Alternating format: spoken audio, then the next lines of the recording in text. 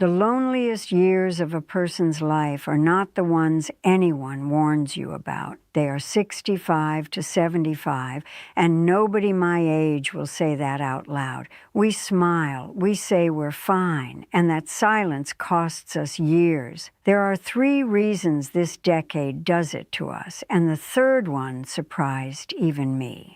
Stay with me, because almost nobody sees it coming. My name is Ruth. I'm 72. I'm widowed, and I am recording this from my armchair with the lamp on because it's a Tuesday and there is nobody here. I want to talk about the thing we don't say. There is a sentence people our age have learned to say so smoothly it comes out before we've even thought about it. Someone asks how we're getting on, and we say, "Oh, I'm perfectly content." We say it cheerfully. We say it with a little wave of the hand, and then we go back to the room with nobody in it. I have said it. I said it last week to my neighbor over the fence. I said it, and I meant absolutely none of it. And she probably said something similar and meant none of hers either. 2 women, 30 seconds, the whole truth buried. That polite lie is the enemy, not the loneliness itself, the lie we tell about it. Because as long as we keep saying we're perfectly content, nothing changes, not one thing. Here is the first reason this decade gets hard. The phone goes quiet, not all at once, gradually. The calls that used to come, the calls that came because someone needed you, because you were the capable one, the one who held things together,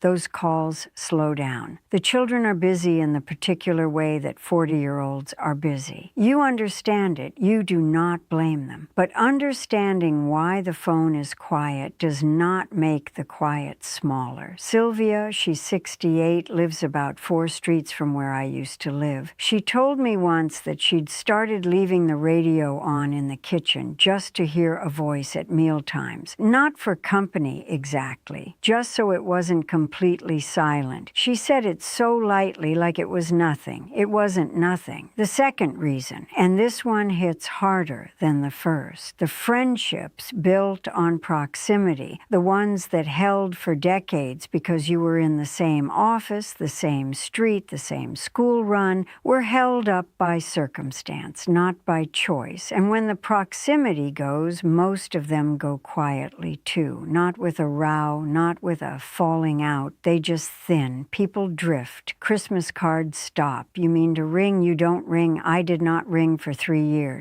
3 years. I thought, well, if he wanted to be in touch, he'd call. He was thinking the same about me. Neither of us called. That friendship is gone now, and I am the one who let it go. But here's what almost nobody tells you about that kind of loss. It doesn't feel dramatic. That's why it's dangerous. It happens too slowly to grieve properly. You don't notice until one day you're trying to think of someone you could call just to talk, and your list is shorter than you expected. Now, I want to pause here for a moment because I've been thinking about all of this, the quiet Tuesdays, the polite lies, the friendships that thinned without a sound, and I have written it all down, not just my story, the whole pattern of it, what actually helps and what doesn't. It's a short guide called The Quiet Phone. I'll tell you exactly where to find it in a minute. But first, the third reason, the one I promised you. The one that surprised me most, and the one that goes after something you didn't expect it to touch. The third reason is this, and I said it would surprise you, and I think it will. It goes after your nerve, not your confidence in a vague general sense, your nerve to reach out first, to be the one who picks up the phone, to suggest lunch to someone you don't know very well yet. To say to a woman you've spoken to twice at the library, "I wonder if you'd like to get a coffee sometime." We were told all our lives, women especially, not to push ourselves on people, not to need too much, not to be a bother. And somewhere in those 70-odd years, that lesson went in very deep, so deep that now when we are genuinely lonely, the very thing we most need to do, reach out, go first, make the call, feels like an imposition, feels embarrassing, feels like admitting something shameful. It is not not shameful, and it is not a moral failing to find this hard. Alan, 71, lost his wife 2 years before I met him at a local talk about something I've already forgotten. Alan said to me that he'd been waiting for his old friend David to ring him for 8 months. 8 months. He wasn't angry about it. He just said it quietly, like it was a fact he'd accepted. David was waiting too. Neither of them rang. 2 men, 8 months, a friendship that still had good years left in it, sitting there untouched, like something left on a shelf. I asked Alan, have you considered ringing first? He looked at me like I'd said something mildly shocking, and then he laughed, and then he went home and he rang David. That's it. That's the whole move. Making a friend at 70 is not strange. It is not embarrassing. It does not mean you failed to keep the old ones. It means you are still a person who wants company, which makes you completely ordinary and completely right. You are allowed to be the one who needs people. You are allowed to ring first. You're allowed to say to someone you barely know yet, I like talking to you. Let's do it again. The ones I've seen change what their Tuesdays feel like. They didn't wait until they felt ready. They didn't wait for the phone to ring. They started awkwardly and imperfectly from inside the discomfort, not after it passed, inside it. So the opening promise.